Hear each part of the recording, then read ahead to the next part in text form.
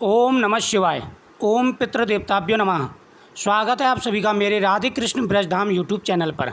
आज मैं आपको अमावस्या की कथा सुना रहा हूँ। अमावस्या की इस कथा को सुनने से अटल सौभाग्य की प्राप्ति होती है, सुख समृद्धि बढ़ती है और साथ ही पितरों का आशीर्वाद भी प्राप्त होता है। महीने में जब भी अमावस्या आए आपको यह कथा जरूर सुननी चाहिए और इस कथा को आप प्रतिदिन भी सुन सकते हैं। जब भी अमावस्या आती है तो पितरों की पूजा का अमावस्या के दिन विशेष महत्व होता है। पितृ पूजन करने से पितृदोष दूर होता है, घर में सुख समृद्धि बढ़ती है। इस दिन गंगा स्नान का विशेष महत्व होता है। गंगा जल अपने घर पर ही जल में डाल करके स्नान करें, सूर्य देव को अर्घ्य दें, उसके बाद अमावस्या की कथा सुनें, पितरों की पूजा करें, पहले पितरों के नाम से तर्पण करें, पितरों के सामने दीपदान करें, पितरों को पुष्प अर्पण करें, खीर का प्रसाद पितरों को भोग लगाएं। उसके बाद में हाथ में पुष्प लेकर के इस कथा का श्रवण करें। इस दिन पीपल वृक्ष की 108 परिक्रमा दी जाती हैं, जिसे फेरी कहते हैं, भमरी कहते हैं। अगर आप 108 परिक्रमा भमरी देते हैं तो आपकी सारे कष्ट दूर होंगे, प्रत्येक मनोकामना पूरी होगी। प्राचीन समय की बात है, एक सेठ था। उस सेठ के हर प्रकार का सुख और वैभव था। उस सेठ के एक सुंदर कन्या थी। वह कन्या अपने पिता के घर पर बड़ी होने लगी। एक बार उस नगर में एक साधु आए। वह साधु सभी के घर से भिक्षा लेकर के भोजन बनाते थे। वह 5 घरों से भिक्षा लेते थे और सभी के यहाँ से भिक्षा लेने के बाद में नदी के किनारे जा कर के भोजन पकाते थे और भगवान का भजन किया करते थे। एक बार वह उस वैश्य के घर पर आ गई। साधु ने वहाँ आकर के भिक्षाम मामदेही का उच्चारण किया। तभी वहाँ पर उस जो सेठ की लड़की थी वह भिक्षा देने के लिए आई, लेकिन साधु ने उसके हाथ से भिक्षा नहीं ली। तब सेठ की जो पत्नी भिक्षा देने आई तो सेठ साधु ने भिक्षा स्वीकार कर ली। सेठ उस साधु को अपने घर के अंदर ले लाए, उस साधु को भोजन कराया और पूछा कि हे साधु महाराज, आपने मेरी बेटी के हाथ से भिक्षा क्यों नहीं ली?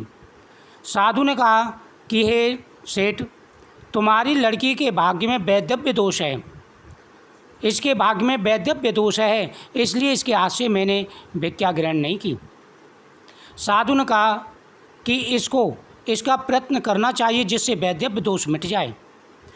सेठ ने हाथ जोड़ कर के साधु से प्रार्थना की कि हे ऋषिवर, प्राणों में मैंने सुना है, शास्त्रों में भी कहा गया है कि ऋषि मुनि के दर्शन से सभी कष्ट दूर हो जाते हैं, अच्छे पुरुषों की संगति से उद्धार होता है। वहीं अगर साधु संत मिल जाएं तो ये हमारे पिछले अच्छे पुण्य कर्म होते हैं, जो ऐसे साधु संतों के दर्शन होते हैं। अगर आप हमारे घर पर पधारे हैं तो ये हमारे पिछले अच्छे कर्म हैं, अब कृपा करके इसका निवारण बताइए। साधु ने कहा कि यहाँ से कुछ दूरी पर सोना धोबिन रहती है, वह पतिव्रता है और साथ ही वह अमावस्या का व्रत भी करती है। अगर वह अटल सौभाग्य का वरदान तुम्हारी लड़की को दे तो इसका सुहाग अटल हो सकता है। वैसे वो किसी के यहाँ आती जाती नहीं है। इतना सुनते ही वह साधु वहाँ से चले गए और उसको बताया कि वहाँ जाकर के किस प्रकार से उसको मनाना है, ये आपकी जिम्मेदारी है। साधु की लड़की सुबह अंधेरे गई और सोना धोबिन के पूरे घर के काम को कर कर के वापस आ गई। उसने नियम बना लिया, वह प्रतिदिन जाती, सोना धोबिन के यहाँ पर पूरा काम करके वापस आ जाती। सोना धोबिन बड़ी प्रसन्न हुई। उसने समझा मेरी बहू ये काम कर जाती है। उसने बहू से कहा कि बहू, क्या बात है, आजकल तुम में लड़ाई झगड़े नहीं होते और काम बड़ा समय पर कर देती हो। बहू ने कहा कि हाँ माँ जी, हमने यही विचार कर लिया है, लड़ाई झगड़े से क्या फ़ायदा, जब काम करना ही है तो बिना लड़ाई झगड़े के कर लें। बहू ने सोचा कि ये काम के मारे तो बड़ी आलसी हैं, आपस में लड़ती हैं, ये काम कैसे कर लेती हैं, मुझे छुप कर के देखना होगा। सोना धोबिन सुबह जल्दी उठ कर के चुपचाप छुप कर के बैठ गई तो देखती है वो सेठ की लड़की आई, उसने पूरा काम किया। सोना धोबिन ने उसे पकड़ लिया और कहा कि तू कौन है और हमारे यहाँ पर क्यों काम करती है। उसने संपूर्ण कथा बता दी, किस प्रकार से साधु ने उसे बताया और उसके जीवन में वैधव्य दोष इसी प्रकार मिट सकता है। सोना धोबिन पतिव्रता थी, साथ ही वो दूसरों की सहायता भी करती थी। उसने कहा कि बेटी तू चिंता मत कर, मैं तुझे अमरता का अवश्य ही वरदान दिलाऊंगी। मैं पतिव्रता हूँ और मैं अमावस्या की पूजा भी करती हूँ। मैं उसका फल तुम्हें दूंगी जिससे तुम्हारा पति अमर हो जाएगा, यानी उसकी जो मृत्यु है वो टल जाएगी। उसके बाद में सोना धोबी ने अपनी बहू से कहा कि मैं इसके घर जा रही हूँ, इसकी विवाह कराने जा रही हूँ, तुम ध्यान रखना कि मेरे पति के शरीर पर एक मक्खी तक ना बैठ पाए। सोना धोबी ने उसके पास आई। उधर सेठ की लड़की का विवाह हुआ। जैसे ही विवाह हो रहा था उसी समय श्याप वहाँ पर उसे खाने के लिए आया। श्याप ने जैसे ही डंक मारा, फन मारा, सोना धोबी ने उसके सामने दूध कर दिया और उस श्याप को पकड़ करके जंगल में छुड़वा दिया। फिर अपनी मांग में से सिंदूर लेकर के उसके ऊपर उसकी मांग में डाल दिया, जिससे उसका वैधव्य दोष मिट गया। लेकिन सोना धोबी का पति मर गया, ये उसे पता चल गया था। उसका नियम था कि अमावस्या के दिन 108 परिक्रमा वह पीपल वृक्ष की देती थी। जैसे वो जाने लगी, उस सेठ की बहू ने कहा कि आप कुछ पकवान ले जाइए। उसने कहा मुझे पकवान नहीं चाहिए। वह गई, रास्ते में 108 कंकड़ उसने गुट्ट किए, पीपल की परिक्रमा दी, 108 परिक्रमा उसने दी और भगवान से प्रार्थना की कि हे प्रभु मेरे पास कोई भी मीठा पकवान नहीं है, क्योंकि सोवा धोबन का ये नियम था, जब तक वो पूजा ना कर ले भोजन नहीं करती थी और किसी के घर का अन्न नहीं खाती थी। ये उसका नियम था, चाहे कुछ भी हो जाए। उसने परिक्रमा दी और आकर के अपनी मांग का सिंदूर पति पर डाल दिया। सिंदूर का विशेष महत्व होता है, शास्त्रों में सिंदूर का विशेष महत्व कहा गया है। तो उसने जैसे ही सिंदूर डाला उसका पति जीवित हो गया। सभी को ये चमत्कार लगा, सभी हैरान हो गए। सभी ने इसका कारण पूछा। सोना धोबी ने कहा कि मैं अमावस्या का व्रत करती हूँ और साथ ही पतिव्रत धर्म का पालन भी करती हूँ, इसके प्रभाव से मेरा पति जीवित हुआ है।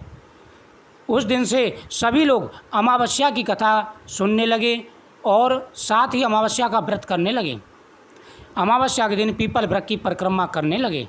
जो व्यक्ति पीपल वृक्ष की परिक्रमा करते हैं उनके सभी कार्य सिद्ध हो जाते हैं, आने वाले संकट दूर हो जाते हैं।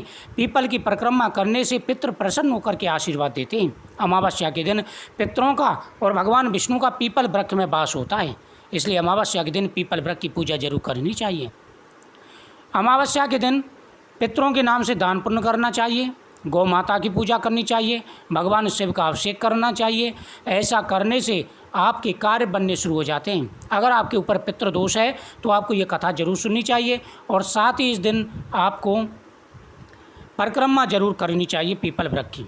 पितृदोष के कारण कई प्रकार की परेशानी आ जाती हैं, जीवन में दुख आ जाता है, पितृ नाराज हो जाते हैं। इंसान के ऊपर 3 ऋण होते हैं, देव ऋण, ऋषि ऋण और पितृ ऋण।